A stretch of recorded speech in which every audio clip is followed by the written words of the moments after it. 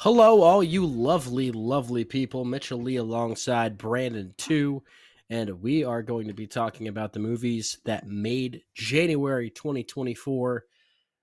Special is not really the right word because this was kind of a off month for movies. It was definitely an off month for the box office, but we're talking about the movies and their quality, Brandon. I don't know about you, but usually when I go for a month, I see about, I think 6 or 7 is the number that I'm usually at for movies in theaters for a Yeah. month. December, coming off December any year is going to be high because there's a lot of wide releases and December Oscar you can get stuff.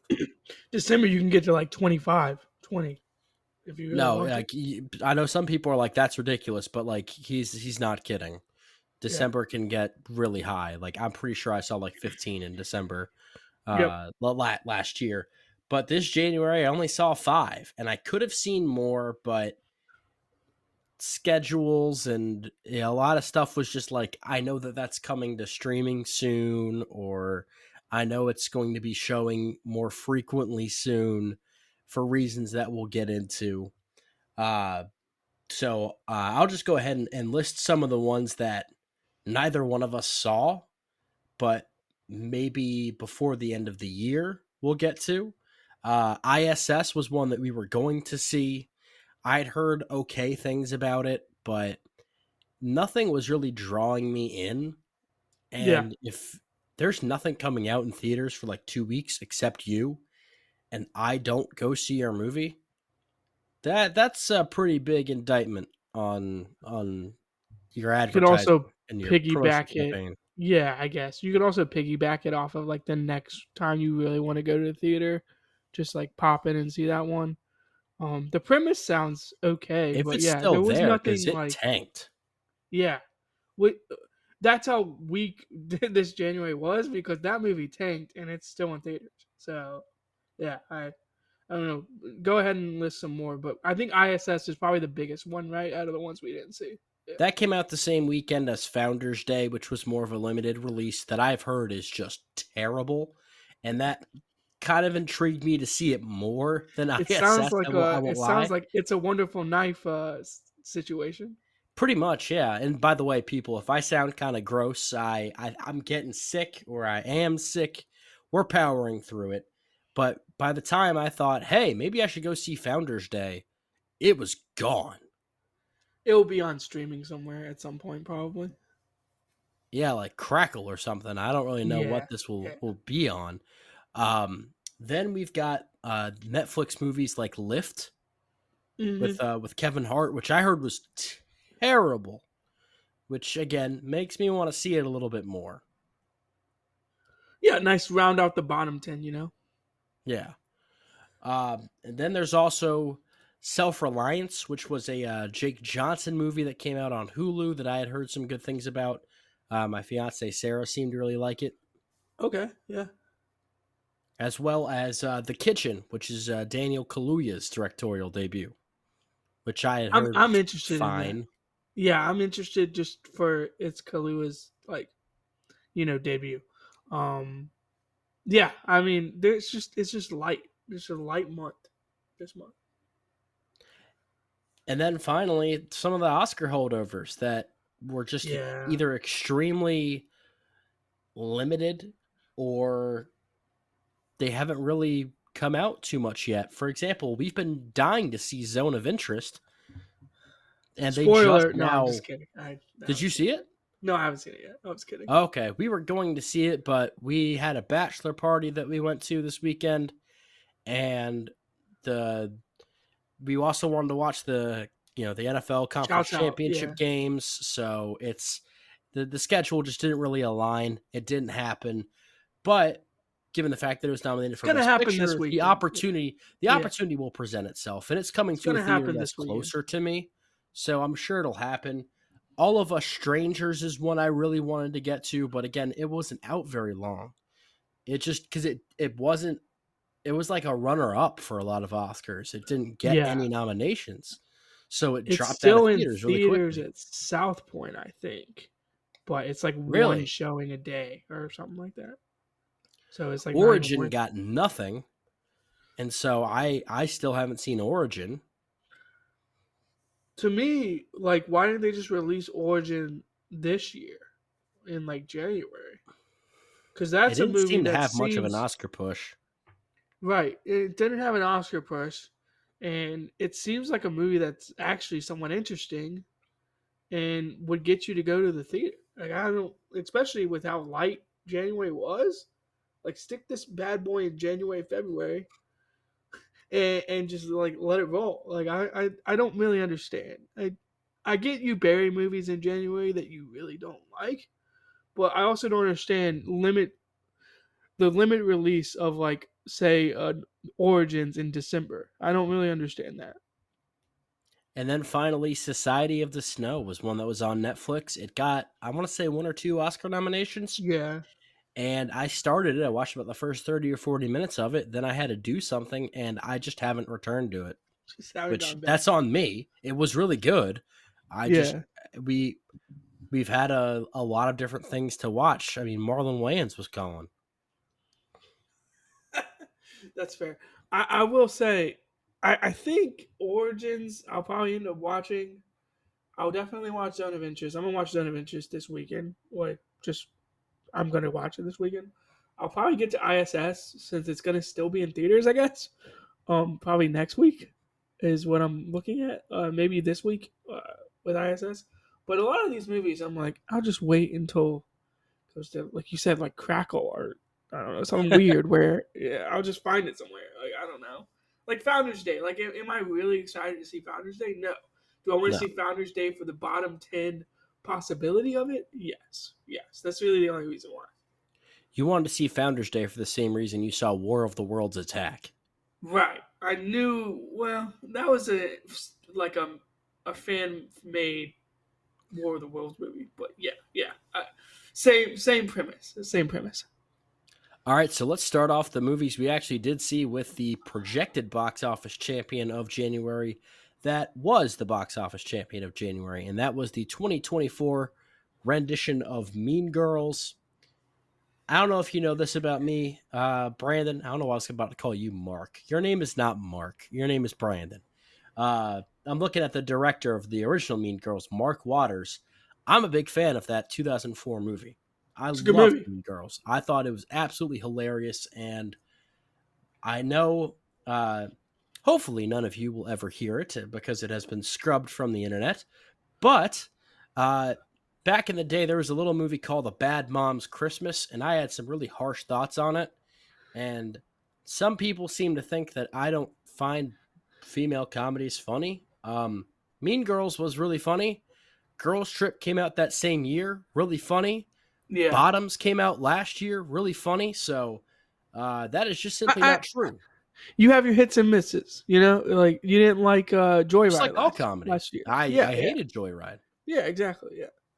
I mean, Um, but this Mean Girls movie came out, and I remember hearing that it was going to go straight to streaming, but they decided we're going to send it to theaters. And I'm like, okay, I like that because I hate when movies go directly to streaming. Go to theaters, it's a bigger event. There's more promotion for it when it does end up going to streaming because people have especially already talked about it.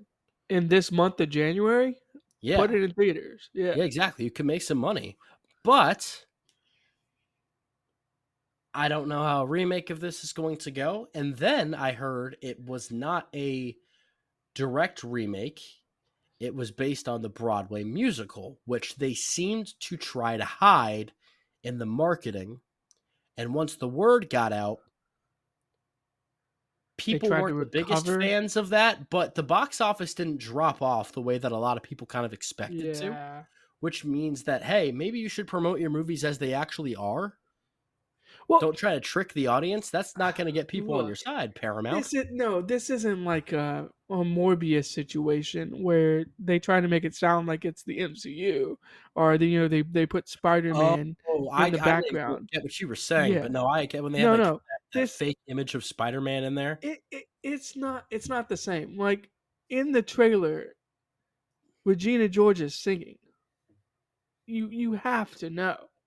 I mean, I I knew. get it. It doesn't explicitly say it's a musical, but also in the poster, like in the A, there's a music note. So like, if Yeah. you just don't know what a music note looks like, then I guess like okay, like did you take fourth grade like music class? Like, I'm just I'm sorry. I just don't buy that they were like the marketing for Paramount came out. Whoever it was, like the director of marketing for Paramount, like came out and said they were like trying to bury it.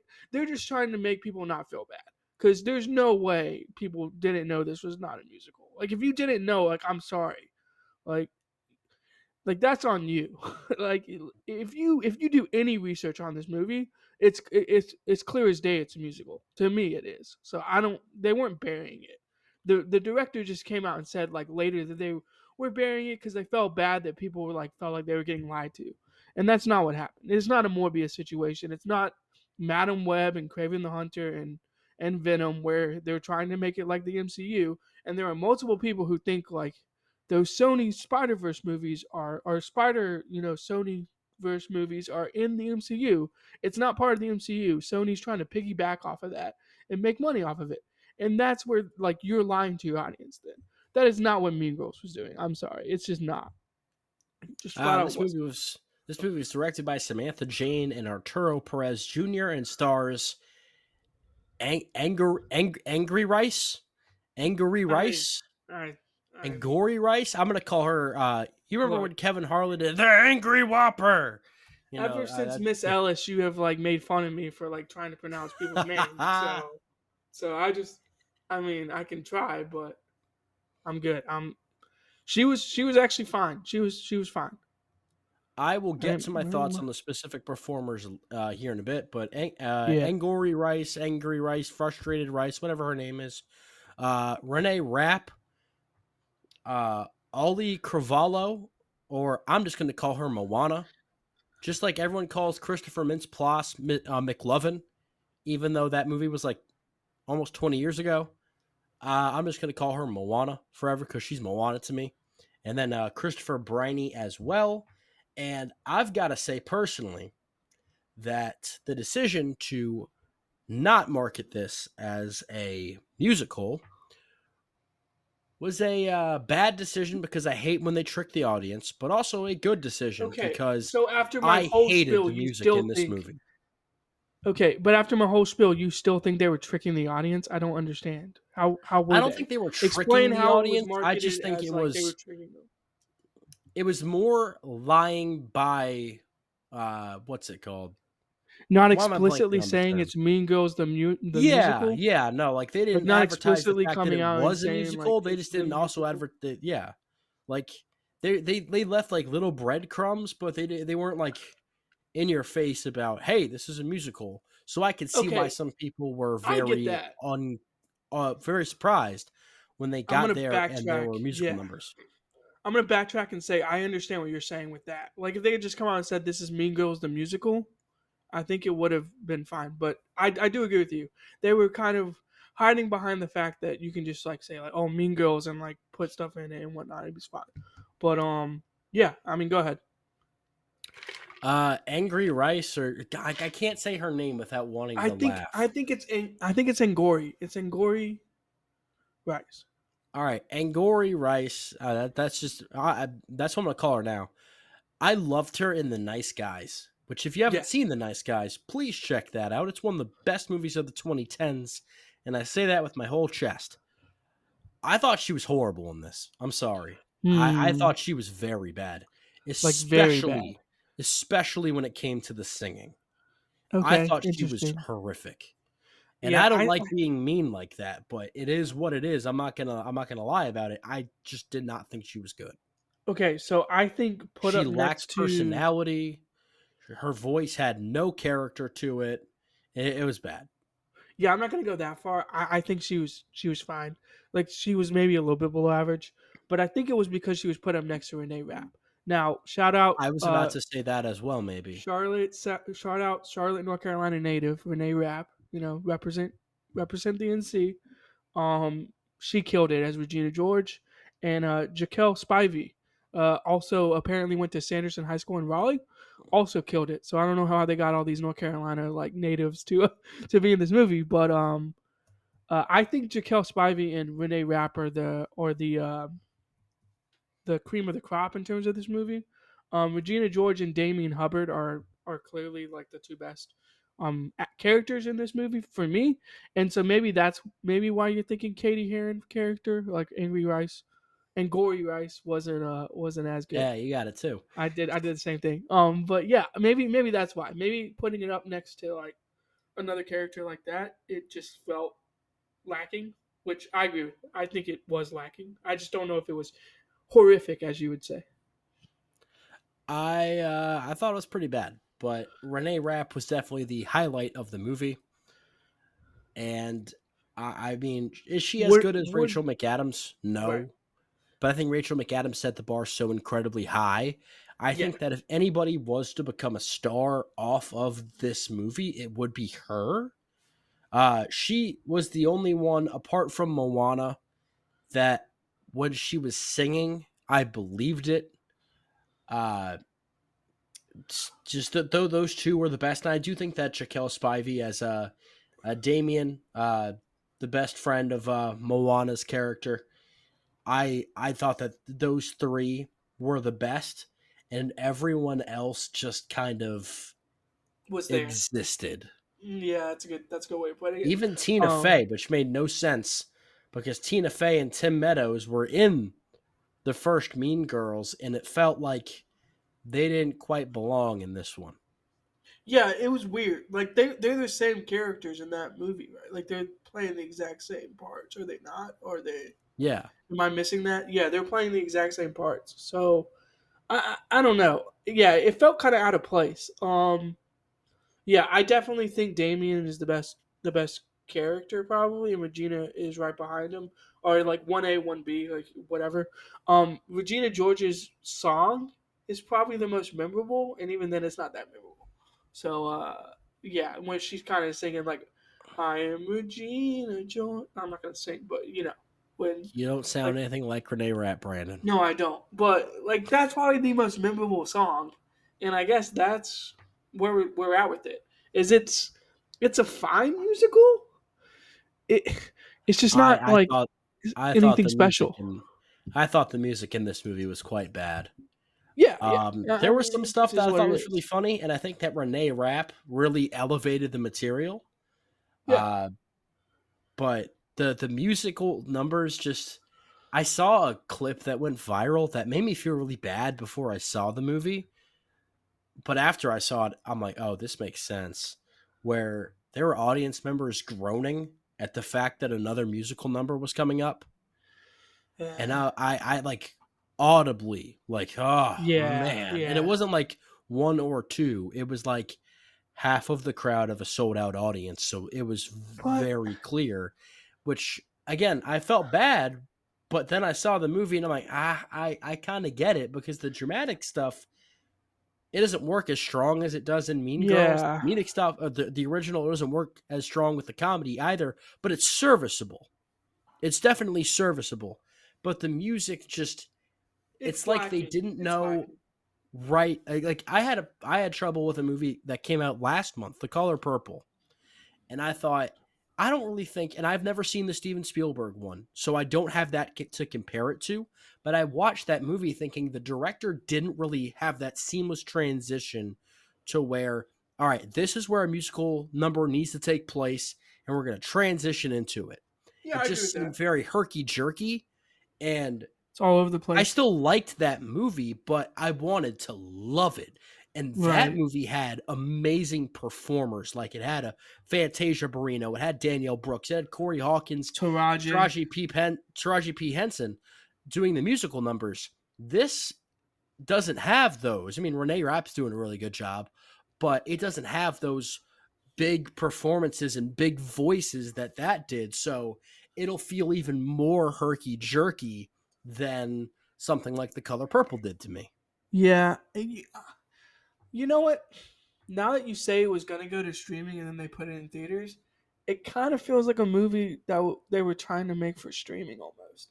and they were just kind of like, okay, well, let's Get put them in eyes to theaters. Paramount Plus. And yeah, and I don't know. I don't want to fault the movie too much because if that was the like route they were going with, was there's gonna be a Paramount Plus, like you put it on the background, you watch it, like it's fine. I also think it's hard to just like adapt. Mean Girls is so good, and if you're adapting like the stage, like Broadway production of it, it's just different. It doesn't always work, but I'm fine with. I mean, it's a fine. I came away with it going like, overall, it's fine. The music is not. The music is below average. I agree. The music is not good, but overall, like the overarching like product they put out there was just It was just okay. It was a little bit above average for me, and I don't know. Like it's fine. Like I wanted to like it more. I think that's the issue. Is I wanted to like it more, and I just can't get there because of the music and the way it sounded. Like you just can't get there with it. All right, we're not doing spoiler talk for movies that just came out, but what was your Yeah. grade? Uh, I'm gonna go. So I gave this, and I'm gonna stick with it. B minus 78.7, which is actually pretty high. Now that I think about it, probably could go to a C plus if we're being honest. But yeah, I'm gonna stick with the B minus. All right, I was at a C plus with a 71.89. Yeah, So we're a little kind of bit different similar. on it. Yeah, we're a little bit different, but not too much. I, I like the funny parts of the movie, maybe a little bit more than even you do, I guess. And that's where I'm gonna leave it. Is if you want to go and you think like, don't go for the music, don't go for the songs, go for the laughs. And if you like that type of comedy, you're probably gonna like this movie. I wouldn't even say like the comedy is that great, but I think Damien is a great character. I think Jaquel Spivey killed it. All right, let's move on to what we really wanted to talk about with Yeah, this let's whole be honest. thing. Well, When we were talking about the January recap, we're going to get to the stuff like Night Swim and American Fiction and the Book of Clarence. yeah. But let's be honest, this was all about the damn Beekeeper.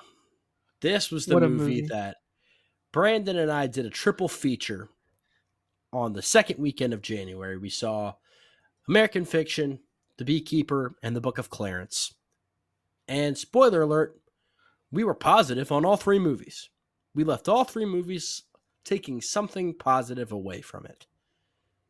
And The Beekeeper was not our favorite movie that we saw, but it was the movie we were talking about the most. That much is for damn sure. We were talking about The Right. Beekeeper. And this one is directed by David Ayer, the one who gave us End of Watch, gave us Fury, two really good movies. Also gave us Suicide Squad, which is a pile of dog shit. Not the So, Suicide Squad. Suicide Squad. no, the Yeah, bad yeah. one, not the good one. That was James Gunn. Hmm. So, this one, directed by David Ayer, starring Jason Statham, Emmy Raver Lampman, Josh Hutcherson, Bobby Nadiri, Felicia Rashad, and Jeremy Irons. And it is about how the hell do I even go about this premise? I see when his good hearted boss commits suicide about 20 seconds after losing her charity's funds to a scam. Former beekeeper operative, who is actually a beekeeper, keeping bees as well, Adam Clay sets out on a brutal campaign for vengeance upon those responsible. No, that is the premise about the first 25 to 30 minutes of the movie, into which I was watching it going, this is exactly what I wanted this movie to be. This is kind of what I expected this movie to be. He's getting vengeance upon people that are responsible for the scam, and you love to see it. You love to see scammers getting their comeuppance. Good for Jason Statham. But I'm also sitting here like, they said this movie was about an hour and 50 minutes. It feels like we're getting to some conclusions very quickly. Oh, what the hell? Yeah. What just happened? What the hell? what am I watching now? And this movie just kept taking left turn after left turn after left turn, and it's like the writer of the movie just ripped off his shirt, snorted a rock star mountain amount of cocaine, and just that image of the fire Quill just writing a script, just said, all right, I'm gonna write the stupidest thing on planet Earth and it's going to kill. Yeah. Speaking of kill, there's a lot of killing in this movie. But I like IMDb's little synopsis at the top. One man's brutal campaign for vengeance takes on national stakes after he's revealed to be a former operative of a powerful and clandestine organization known as Beekeeper.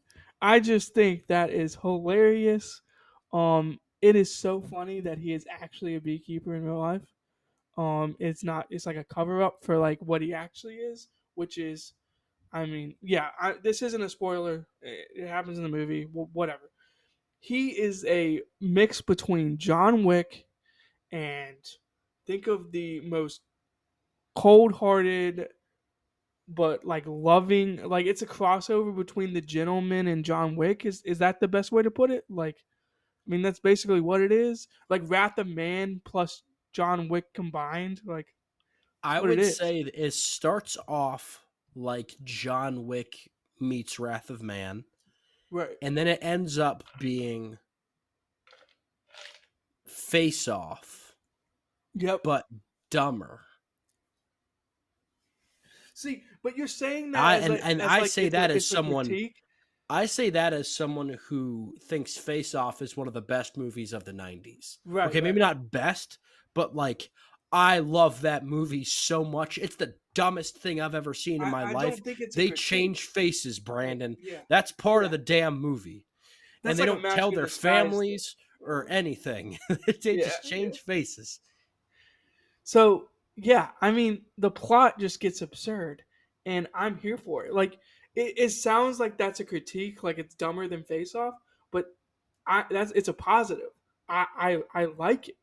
I like the where it goes, and like you said, it's almost like the person writing it was just like, I'm gonna make the dumbest thing up, and it's gonna kill, and that's exactly what happens. They take it and it's like on a roller coaster track and it just the roller coaster goes off the track and they're just like let's keep like moving the roller coaster, like let's not stop the roller coaster, let's just continue this roller coaster off track, like it doesn't matter. It goes off the rails like very quickly at one point and they just go full send, like they do not care. They go like the nastiest gnarliest trick you can think of on a motorbike, like they do that trick times 10. Like they just do not care. It's full sin mode, and it's hilarious to me. It's great. I love it. There's a few times where Jason Statham is trying to like avoid detection, Yep. and he does some stuff that I'm like, Batman wouldn't be able to do that. No, no, no. You say But that, this, but he's a beekeeper. and my God, the B puns in this movie. It's either it's something that might piss you off at first, but once you kind of get with the tone of the movie, you roll with it, and it's funny. And there's this guy that I'm pretty sure is straight out of like Mortal Kombat that is a villain later in the movie, or just this guy that Statham has to go up against. And he's got like all these weird weapons and like tattoos and You know what? like affectations. You know what that And character's name is? I think it's the best part. I bet his name is something like Gazorpazorp or something. No, no. Here we go. Lazarus. Of course, his name is Lazarus. Why wouldn't it be? He's flying too close to the sun. I don't fucking know. Like it's Icarus. Like he's just flying too close to like Lazarus. Like oh my god, that makes it even better. Oh, I that just I will never forget this man saying, "To be or not to be? Isn't that the fucking question?" And I'm just like, I'm in heaven right now. This is the dumbest thing I've ever seen in my life. And then Jason Statham responds with, "I'll choose." to be. And yeah, no, whoever wrote this has got an IQ of 6, but I love it. Yeah, If if yeah, if you like goofy ass action movies, and by the way, the MVP of this is 100% Josh Hutcherson, who I loved in the Hunger Games movies, and I've been waiting for him to make his right. comeback. And then Five Nights at Freddy's came out, and I'm like, damn it, No, maybe this is a big financial just success, but why? he sucks in this, and this movie is terrible. But this, where he gets to Right. play like just this goofy, hammy villain, I loved it. It's almost Well, like they took the character that what's his face that gets his dick cut off in Game of Thrones was playing in the first John Wick, and like they expanded it and they gave him more character, and I liked that. yeah, I mean the opening scene of Josh Hutcherson, he comes in on like a skateboard and he just got vibes, and he's just like, "Did you get the tuna sent in and like the otoro like to the sushi chef?" And he's like, "All right, cool. Now let's get the sound garden going and make sure I'm gonna need a massage appointment done." Like he is so over the top and goofy. It works. It just works, and I mean, even like thinking of a name like Lazarus for a character where, like, not to get too deep into biblical stuff, Mitchell, but like Lazarus is like the story of Lazarus shows like Jesus's power over like life and death. So, like, this character, Lazarus, is supposed to be like an operative of power over life and death. Like, just even those decisions are like wild to me. Like, it's just absurd that they dropped this like Mortal Kombat character, like you were saying, with the Scottish accent in the middle of this movie. Like it is just absurd. It is crazy. There is a plot twist that isn't even a plot twist if you really think about it, because of how absolutely insane you would have to be to write a story with that twist. Like how absolutely insane you would have to be. It is wild. I've been talking a lot of positives about this movie, and Do you have a I negative? I don't have a negative. I really don't. I absolutely do. I absolutely Okay, do. go ahead. Go ahead. Sometimes the action was a little bit too quick cut for me. Other times it's Yeah. not.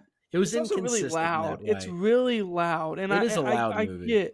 I get that action scenes are supposed to be like loud, but the Foley artist who did this, it was almost like they were punching concrete when they were making this movie. They were just like, how can we make it as loud as possible? And in IMAX it gets amplified. So, Um, yeah, it's a very loud movie too. Big negative for me were the cops in this. The Eh, the the two main cops, which one of them is one of the main people in the Umbrella Academy. Uh, yeah. Emmy Raver Lampman, and then her partner in the movie. Uh, they were written terribly, Yeah, and they it's a always just weird had dynamic throughout like the movie. they always just had like divine intervention to get them where they needed to go. It made no sense at all. Yeah, they're not cops. They're also FBI. So that even like makes it a little more weird. It's like this is like an FBI like most wanted situation where they're trying to track down this guy who's on a revenge rampage, killing a bunch of people, but they're always two steps behind. It doesn't make the FBI look good, and it doesn't make the CIA look good. It doesn't make any of these national security Do agencies you know look who good. good? The Beekeepers. Yeah, the beekeepers. There's a This line in is there that's pretty Beekeeper funny. propaganda, Brandon. Yeah, this is beekeeper propaganda because there's a line in the movie where more or less the person's like, "Oh, so he's like us," and the guy looks at like the SEAL Team Six operatives and like all these high level operatives, and he's like, "No, you're nowhere near this guy. Like you're quite frankly a bunch of." And I'm not gonna say the word, but yeah, he calls them I think he a, pretty much a looks at them name. and says like, "Yeah, he's like you if he was a bitch or something like that." Right, right. He basically says it that way. You can get the gist of how he's saying, it. And it's such a funny delivery from Jeremy Irons. I think Jeremy Irons' character is Oh, awesome. Jeremy Irons was great in this. Oh, Yeah, I have no idea Wallace. why the hell he's in this movie, but I'm glad Yeah, he's in no it. idea, no idea why Wallace Westwild is even a character, but I'm here for it. Like his cuts where he just goes, "Oh, it's the beekeeper. Damn it." we're all dead. And it's like, what is going on? Like, how powerful is this one man? And he's like, He gets that like yeah. uh that whole moment of like, sir, it was John Wick's car. Oh. He Oh, he he John he, he Wick's gets car. he gets some moments like that, and it's good fun. So Yeah, I've got to I don't have a say, lot of negatives. I don't have a lot of negatives. It was a little bit loud, but I mean, it's an action movie. I'm not going to complain too much about that. and this movie does think I'm a little too stupid. You know, like I think this movie Yeah. thinks that I like. No, I'm not that dumb, but like I can't go too high with something like this. I'm at a B plus 1.05, scraping the bottom of the barrel with the B 1.0. Okay. plus. Because yeah, Okay. I'm not that stupid. I can't put this too high. So I'm gonna go with B plus 15.5%. And I will say, Why were you making fun of me for going low? You weren't much higher. no, no, yeah, I agree with you. No, no, I'm not making fun of you for going low. I don't think you can give this like an A minus or A, but this is one of those like letterbox movies where you're gonna give this a 3.5 stars, and you're gonna hit the like button. You're gonna hit that little heart. You're gonna say, I really like this one, even though it's 3.5. Like everyone knows I like that one. Like that is what this movie is. It's a nice 3.5 stars with a like next to it. And I don't know if that's how you do Letterbox, but that's kind of the vibe I'm getting from it. Is this is like a 3.5 that I'll probably come back and see like 2 years from now and be like, that movie's awesome. But I'll never be like, that movie deserves an A. Like I'll never get there. But I saw this movie 2 times in 3 days, and it was just as good the second time, Mitchell. It was just as good. It was a wild ride. Even when I knew what the twist was, I was still jaw on the floor. I can't believe they just did that. So I hope people go see it because it's worth it. I go catch it in theaters, please. It's done a lot better than people expected. It's going to be a success at the box Jason office. Statham's gonna get another role like this. They're gonna make a sequel. I hope they do. Please. I really hope they do. Make a This sequel one called like The Hornet's Nest or something, and we bring in like another Operative or something. They can this take one that from me. I'm not even gonna get mad. They can take that. this one just like the next movie we're going to talk about, Amazon. It'll be on Amazon pretty soon. So Nice. if you have Amazon Prime, The Beekeeper will be coming to you probably in the next 2-3 months. So Right get next to pumped, the get excited. remake of right next to the remake of Roadhouse. Right next to that one. Yeah, we'll talk about that one in March. Uh, this next one also Amazon, MGM, and that's American Fiction. Nice. This one was technically a December release, but it expanded in January, so we're talking about it in January. Directed by Cord Jefferson, written by Cord Jefferson, starring Jeffrey Wright, uh, Sterling K. Brown, Tracy Ellis Ross, Erica Alexander, Issa Rae, and John Ortiz. And this is about a novelist, professor type, who writes. He's a writer, and he writes a kind of stereotypical like farce of a book that he expects uh, to Satire be, almost. yeah, kind of like the stereotypical black book after he sees one of Issa Rae's books just blowing off the shelves, and The he's looking title at it of her like, book is so funny, by the way. The title of her book. what was it? It was in the ghetto, but it was in the ghetto. Yeah. It And was so, so funny. and it's about the fact that he makes this book and like pretty much comes up with this alter ego, Yeah. and it does really well, and he's got to like kind of grapple with that as well as stuff going on with his family. This has been nominated for Best Picture. It's been nominated for they got 5 Oscar nominations, which is a lot Hmm. more than I expected. Good job. Uh, Best Picture, Best Actor for Jeffrey Wright, which I applaud 100%. I'm with that. Best Supporting Actor for Sterling K. Brown. And we'll Love get that. to him. And I did really like him in the movie. I would have rather seen maybe Dominic Sessa for The Holdovers or Willem Dafoe for Poor Things. Uh, Best Adapted Screenplay for Cord Jefferson. And Best Score, which Interesting. I mean, across the Spider Verse, what are we doing? Now, granted, I would have taken out Indiana Jones because the fact that that got nominated for anything is a disgrace to humanity. So who did did who I think did Indiana Jones did Indiana Jones? So that's John odd. Williams, and that's the only reason why they nominated it. It's like Yeah, I Meryl mean, Streep. come If he on. does I something, it's mean, going to get nominated, even if it doesn't deserve it. and And most I of the like time, it John doesn't. Williams. I like John I do Williams. Don't get me too. wrong. He's like Yeah, 90. He yeah. didn't. No, he's 90. What's he doing right now? I don't know. Yeah, I'm with you. I some of the Oscar nominations weird, but I'm glad this one got some buzz and got some push behind it. And yeah, the five nominations I think are deserved, for the most part. Yeah, I just so this is a tough one. I'm glad we saw it when we saw it. It would have been close to a top 10 last year. I think that's kind of where we both were at with it, if I'm not mistaken. And yeah, I think it's a really thoughtful, it's a really enjoyable movie. It kind of touches on some uncomfortable things that even as a white male audience member, like I'm fine with it getting into that area of the movie.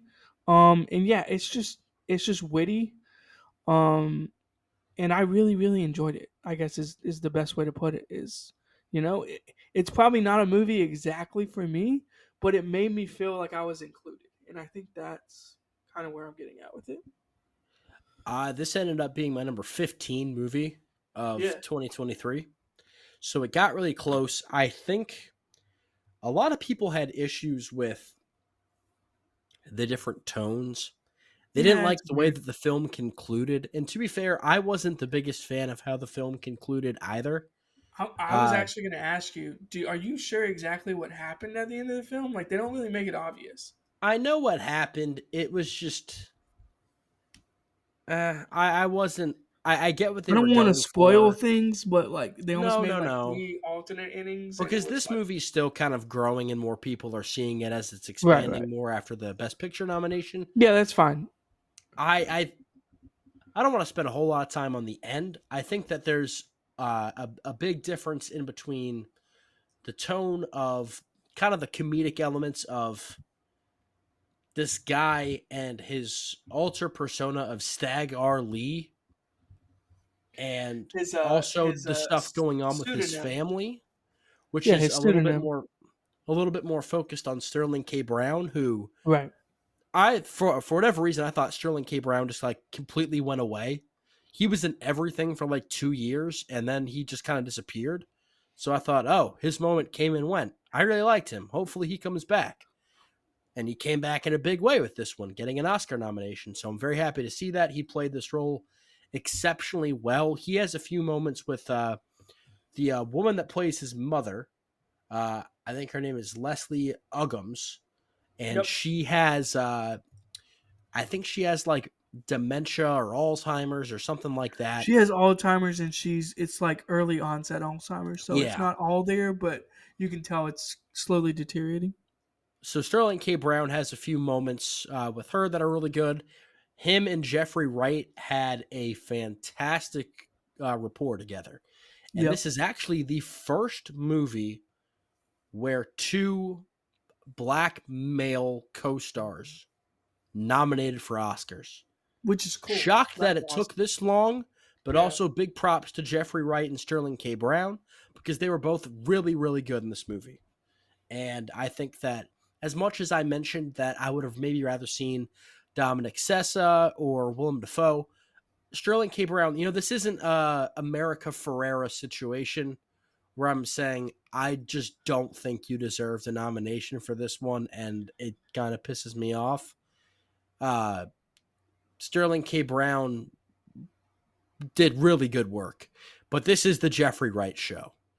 Mm. Jeffrey Wright isn't really a lead in too much. He's very much a character actor. A lot of you might know him for uh, his roles in some of the James Bond movies with Daniel Craig.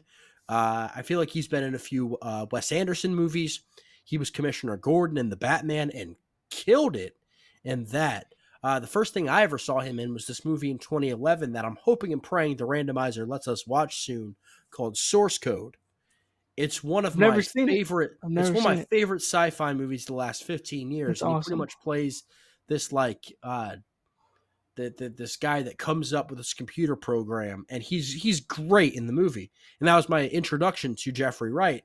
And ever since then, I've loved him as an actor, and getting to see him in the lead role, he's got great comedic timing. There's a scene where he makes a demand to the publishers of this book that he wrote that on paper it sounds kind of childish, this joke, but that was kind of the point of it. And Jeffrey Wright's delivery was just golden. He is note perfect in this thing. He's not going to win the Oscar. It's a two-horse race between Cillian Murphy and Paul Giamatti. Jeffrey Wright will get lost in the shuffle, but I really hope that he doesn't. Not that I want him to win, because I do think that Cillian Murphy and Paul Giamatti are rightly one and two in that order for Best Actor at the Oscars. But I really hope that this draws the five nominations, two acting noms, Best Picture. I really hope that this draws more eyes to this movie, because this is something where I know we haven't seen it, but something like The Zone of Interest or even Poor Things, I don't really know if that's going to be for everyone, right? Like Yeah, I'm it's not not going going to to be for everyone, I'm but not going to tell my mom to go watch Poor Things. She has no interest in watching Emma Stone get railed for 30 minutes. That's just not something that she's going to want to see. she doesn't like But the set something pieces. The set pieces are going to set her apart for her. but something Yeah, like this, I think that everyone can really enjoy it. yeah. Yeah. That's kind of what I was getting at earlier. Like it's inclusive. Like it might not be a story like about your experience, Mitchell, but it's inclusive and it makes you feel inclusive in watching it, and it's like you said, it's for everyone. So I hope people go see it and they come away like that was a really funny movie. And yeah, it made me laugh at points and made me feel a little bit uncomfortable at points. There's a couple of scenes where you're like, oh wow, like that's kind of really depressing. But in the end, like it's this movie that makes you think about things, and it's very inclusive in that. And I really liked it. I think that's the best part about the movie is it makes you feel like you're almost inside their family almost a little bit, which is I think kind of the vibe they were going for a little bit, which is cool. I think that whenever the term crowd pleaser or inclusive or whatever the case gets thrown around a movie that touches on race like this Hmm. movie does, people kind of roll their eyes and turn on it like, okay, so it's Hmm. going to be a white savior movie. You know, That's not what it is. once we get to stuff like The Help or Green Book, which were movies that I did enjoy, but I'll also have to talk about the fact that if you see that in it and that's how you interpret things, I can't really say that you're wrong. I just happen to still enjoy it. Yeah, yeah. This isn't that. No, it's not at This all, is which this I is think is very cool. much, and yeah, I like that, but it's also not a movie that I would say like I'd say anyone can go see it and not feel left out, and feel like there's something in there that they can relate to. It's exceptional storytelling by Cord Jefferson, and the actors, all of them, brought their A game. I gave this, let's see the exact number, an A with a let's see, 61.07%. Okay, we're a little close. This is my 12th favorite movie of the year last year. It Oh wow, actually we got is, close. yeah, yes, very close. It's slotted actually in front of Mission Impossible: Dead Reckoning Part One, which I'm glad they calling it Dead Reckoning and not Dead Reckoning Part One Yes. anymore. 78.5% A is where I'm at. So 4 stars out of Ooh, 5 for me. that would have Very been good very enough good to movie. make my list. That would have been Yeah, number 10 on my list. yeah. Well, If I my number 10 and 9 are a little bit higher than that. But Gotcha. yeah, Yeah, that would have just come above Mission Impossible Dead Reckoning Part 1. nice, nice, nice. Because yeah, for me, I'll just go ahead and say it since I redid my scale. Are You There, God? It's Me, Margaret is an 87.3 for me, and so everything above that is just like percentile points and stuff like that, points and whatnot, like decimal places Gotcha. basically. Yep. Mission Impossible was my number 10, and that was a 77.42. Okay, yeah, there you go. So Yeah, that we're was close. the number to beat, which was pretty close to my number 10 movie of 2022 was Black Panther Wakanda Forever. And that got Yeah, an A 71.55. So that if you makes sense. want to make my top 10, you've got to be at the very least above a 70 on the A scale and an 80. In that 70s, you might get in, you might not. 80s, you're in. Yeah, fair. That's a good way of looking at it. Let's talk about a movie that you did not see. So I'll keep the conversation brief. I Are we saved you from sure? having to No, see I'm this just kidding. Yeah, I didn't see it. because at the last minute we found out that the theater we were going to was going to be showing American Fiction. So we're like, all right, let's go see American Fiction. I'm going to go ahead and see Night Swim, and we won't have that as part of the triple feature. And you still have not gotten to it yet, but it also did not do particular. It did well compared to its budget because it had a $15 million budget, made $41 million. We're talking about Night Swim, directed by Bryce McGuire, written by Bryce McGuire. I hope I never meet Bryce McGuire because I won't have very nice things to say about his passion project, starring Wyatt Russell and Carrie Condon. Yes, she followed up Banshees of Inisherin, a movie that With she this, probably should have won an Oscar for, yeah, with she the should have. Haunted Pool movie. And this movie is about a suburban family who discover that their backyard swimming pool is haunted. And Brandon, this movie sucks. It's Fair enough. so bad. And I'll tell you right now that if this movie had come out in 2023, it would have been my number 2 worst movie of the year. God, that's slotting right above number 0. Oh my gosh, It that would have is been tough. worse than Five Nights at Freddy's and not even a little close. Yeah, that is tough. Wow. Um, now So there's I will have to see this movie to put it on my bottom 10. it's To gonna have be an on accurate Peacock. bottom 10, I need to see this movie. It's gonna be on Peacock at some point in the next month. But I'll tell you this: you might find part of it interesting at first because it's about a retired baseball player, like a retired professional baseball player Someone told me this, and I was like, "There's no way." played by Keep Wyatt going. Russell, Sorry. Keep going. Yeah. and Sorry. but his career ended due to injuries. Okay. He was a really good player, but he just couldn't stay healthy. So now he's uh, trying to live a normal life, and he uses this pool as kind of like he's doing water therapy in the pool, Yeah. Yeah. and he He has a lot of like knee injuries, leg injuries. He can't do like high dynamic stuff. Like but using the pool is like low dynamic workout. Yeah. Yeah. but all of his like injuries and ailments seem to get better. Like not like better in that like yes, there's less pain, but I probably still shouldn't play baseball. But like he gets so much better when he spends more time in the pool and he gets violent and they find out things about the history of the pool and what happened with the last owner So of the pool. And it's not even the pool that's haunted, it's the water inside the pool that's so the haunted because pool they go to water other is places and haunted. people are haunted by the are like possessed by this pool water.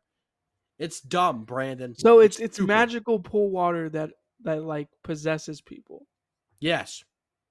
That is And the absolutely pool absurd. and the water demands a sacrifice, Brandon. Oh, of course it does, because it's a horror movie. You're gonna have a sacrifice. Yeah. Yeah. But it's also, I'm pretty sure, a PG-13 horror movie, from what I Oh remember. God. I mean, look, It is, I'm not against PG-13 horror movies, but come on, yeah, PG-13 just horror make it movie. R. Just make it R. Just make it R. It is scareless. It is no fun. It takes itself very seriously, which a movie about haunted pool water absolutely should not be doing. This script is probably just as dumb as The Beekeeper, but The Beekeeper knew what it was.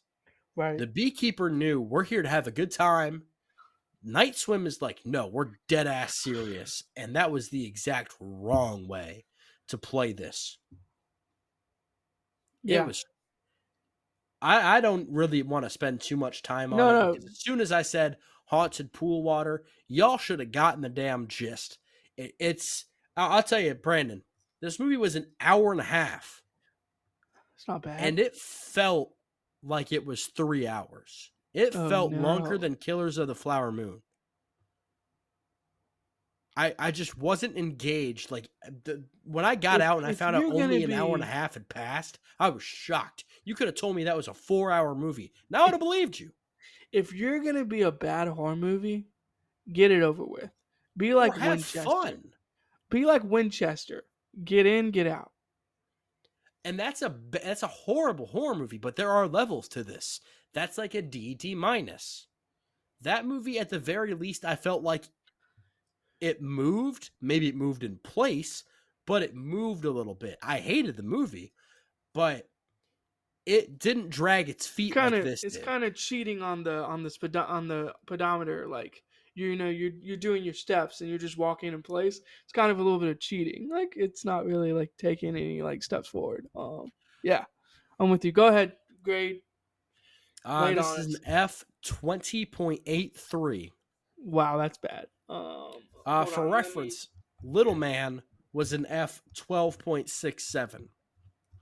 Well, you hated Little Man, so I hate that's this. yeah, I'm fair. Oh god, yeah, 20 point whatever would have been 20.3 was what I have War of the Worlds the attack at, so that's not high regards. Like, not good at all.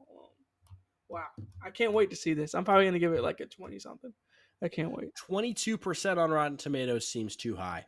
How in the heck do you get 22% of people are like reviews that are positive? Like Rotten Tomatoes always gets me with the number because you could be like a three on like a 3 star on something and it ends up being like a positive review, but it's not really like a good movie. I don't know. It's just it's weird. I don't like Rotten Tomatoes all that much, but 22% is telling. It probably should be lower from what it sounds like for you. It probably should be lower. All right, let's wrap this up with a movie that apparently no one saw, and that was The Book of Clarence, We saw which it. I was excited for. It's my most Yeah. anticipated movie of the month because it was directed by James Samuel, who gave us The Harder They Fall, which came out on Netflix about 2.5 years ago, and I really enjoyed that movie.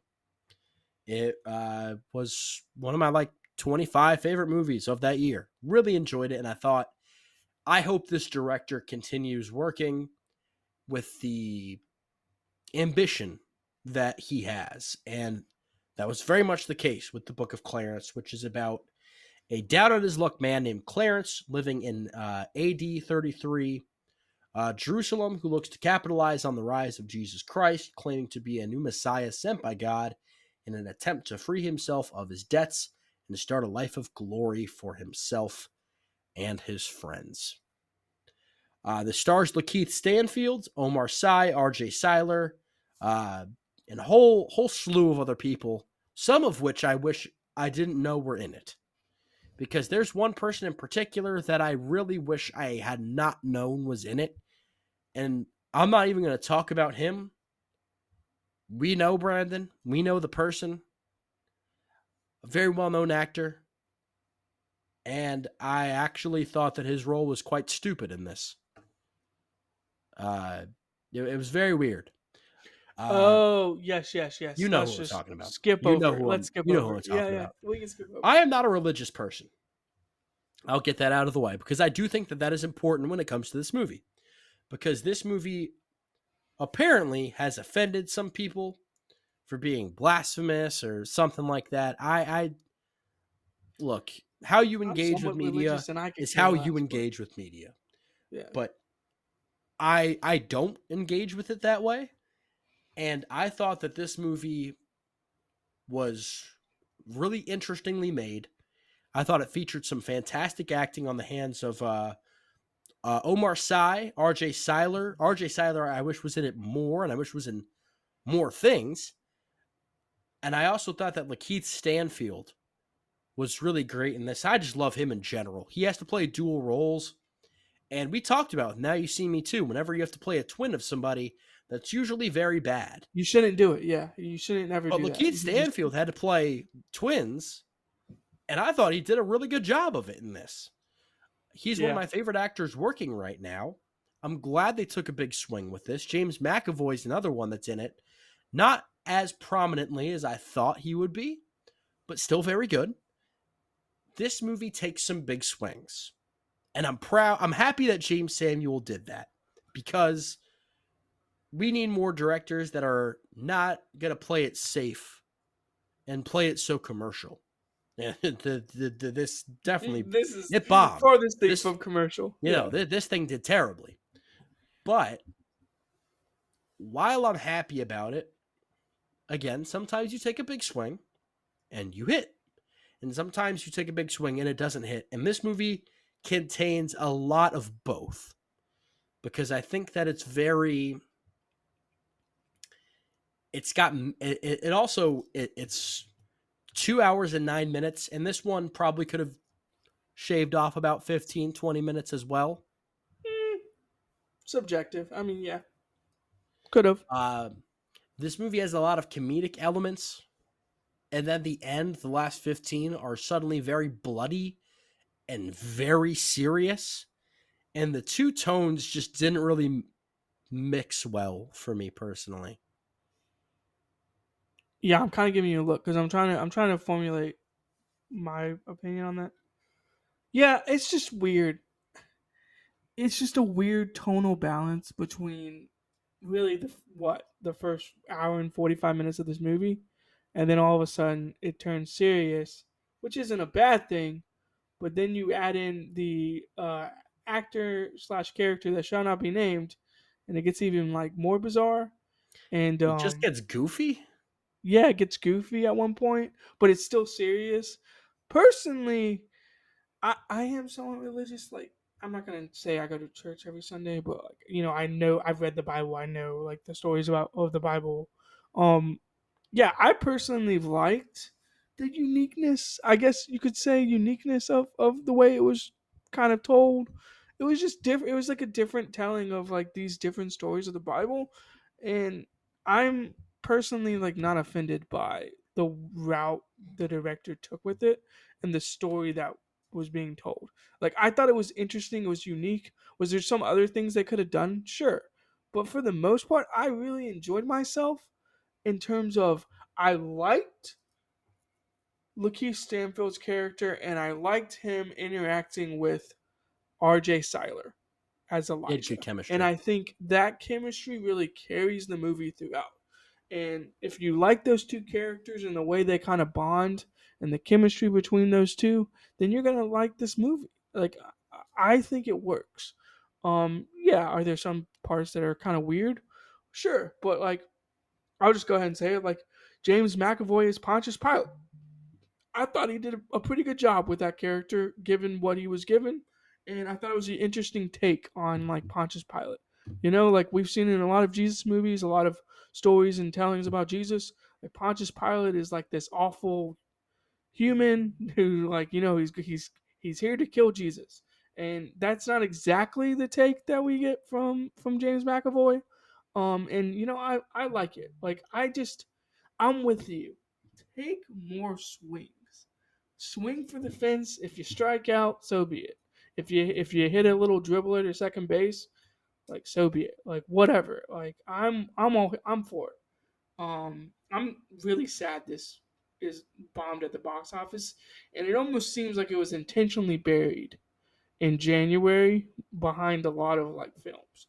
And to be quite honest with you, Mitchell, I really don't understand why it was buried behind the Beekeeper and Mean Girls, with the next week being ISS and the week after that literally nothing coming out. So I can't get behind it getting buried. Like I just can't. I don't understand it, and I guess that was a studio decision, but I don't like it. I don't like it at all. I guess maybe they were afraid that they would catch some heat from religious folks, and so that if they kept the movie's release on the DL, they would just kind of skate by without It that. would fly through. Yeah, but But I I mean, I mean, not everything in this worked for me. Like I said, I think the tone is incredibly uneven. I think some of the comedic choices are incredibly jarring, odd. Yeah. but a lot of this is really good. And I think Samuel has an extremely high ceiling as a director. And I'm waiting for him to put it all together. Whatever this guy puts out, I'm going to be excited to watch because I know it's going to be like nothing else that's out. And there's a lot of movies that just kind of blend together. And James Samuel's not about Yeah. blending into the crowd. So I admire the chances that he took. One there for all the decisions, but yeah, it did feel like this movie kind of never had a chance. Yeah, that's where I'm at with it. Do you get the feeling that Samuel's kind of like Del Toro, and that you're not gonna no, but like the movie's gonna be a little bit different. Like it's not gonna be the same as like every other movie that's coming out. Which Well, I there's a lot of that's directors kind that are of like that, no, but but I kind of get that vibe from Del Toro, and like my point is that Del Toro gets praised for it, and like it almost feels like we're not praising Samuel for it, or like it's the world, the wider audience isn't. And I'm like I said, I'm for people taking risks. I think that should be more of a thing. So I don't know. That's just my thoughts on it. Is like I really like the director, and I I hope this doesn't deter the director from doing more things because I'm here for it. Like in terms of that aspect, I guess. I am too. And given the ensemble cast for this, clearly he had a lot of people that wanted to work with him. Yeah, true. That's a good point. I gave this a B 26.97. Nice. That's a pretty good B. I'm a little bit higher than you. I went B 40.3. Um, Okay, not too much higher. but not too much higher. But at the end of the day, maybe some of the comedic choices probably landed a little bit more for me than maybe they did for you. But at the end of the day, this movie's carried by Lakeith Stanfield and R.J. Seiler as his like kind of companion who like never leaves his side, and the loyalty he shows. I mean, that buddy situation is really what carries the movie personally for me. All right, so that wraps things up for the month of January. In February, we have Argyle coming out this week. What a Not the best banger. reviews coming out right now. And by the way, I th- there was a tweet from 3 years ago that I saw that completely spoiled the movie.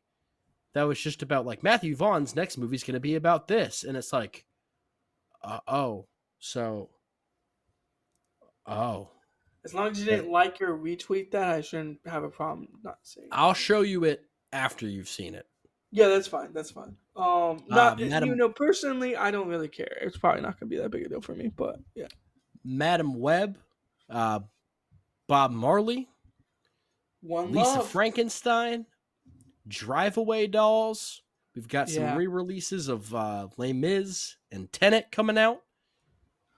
We've Oh, also can I? got hopefully seeing Zone of Interest. Yeah. Can I mention that I saw a re-release of Soul in theaters real quick, That's right, yeah.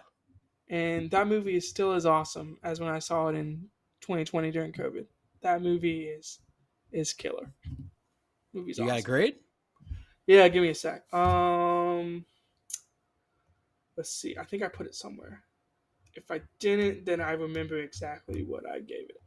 I think I gave it an A plus, and it was a lower A plus. So it was like an A plus 22 point something, I think, is what I ended up giving it. Which I Gotcha. don't have the exact number, but it's an A plus for me. That's a very, very good movie. So if you haven't seen it, check it out. Go see it in theaters because I'm glad that they're like re-releasing movies like that. Um, yeah, go see it. I don't know if we're going to talk about it during our February recap, even though we are seeing it on the last day of February. Dune Part 2. Yeah, Personally, my most anticipated movie of 2024. And that's that. We're going to get a chance to see that on the last day of February. So can't wait for that one. Coming up next, we've got Pulp Fiction and Forrest Gump, where we will give our official vote for what should have won Best Picture in 1994. Then we will have Ghost and Warm Bodies as we start with the randomizer in the romance genre for the month of February. And then we will give out the best picture for 1999, Sixth Sense, and American Beauty, along with having watched The Green Mile a few weeks ago. Brandon, plenty more to come. Thanks for talking with me about the month of January, and hopefully the next few months a lot better than what January gave us.